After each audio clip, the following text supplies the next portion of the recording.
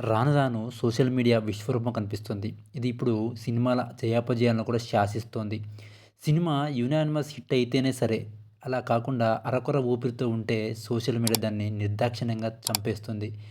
కూటమి అంటూ అందరూ ఏపీలో కలిసి పాలన సాగిస్తున్నా కూడా సినిమాల దగ్గరకు వచ్చేసరికి మాత్రం హీరోలు, కులాలు, పార్టీలు ఇలా అన్నీ కలిసి రకరకాలుగా విడదీస్తున్నాయి. దీంతో పెద్ద హీరో సినిమాలు విడుదలకు ముందు వారం నుంచి విడుదలైన 3 రోజుల వరకు సోషల్ మీడియా హోరెత్తిపోతుంది. 'గేమ్ చేంజర్' టైంలో ఇలాగే జరిగింది. ఇప్పుడు 'హరిహర వీరమల్లు' టైంలో కూడా ఇలాగే జరుగుతోంది. రేపు 'వార్ 2'కి కూడా ఇలాంటి వ్యవహారం ఫేస్ చేయాల్సి ఉంటుంది. 'విశ్వంబర', 'రాజాసాబ్' ఏది కూడా దీని నుంచి తప్పించుకోలేవు. తప్పించుకోవాలంటే ఒక్కటే మార్గం. యునానిమస్ హిట్ టాక్ రావాల్సిందే. అప్పుడు జనం నేరుగా థియేటర్‌కి కదులుతారు.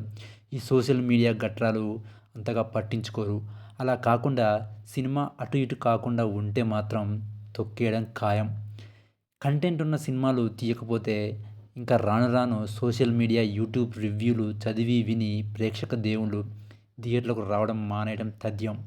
ఇక ఈ పరిణామాలన్నీ చూస్తుంటే సినిమా బిగ్ స్క్రీన్ మీద కనుమరుగయ్యే రోజులు ఎంతో దూరంలో లేవు.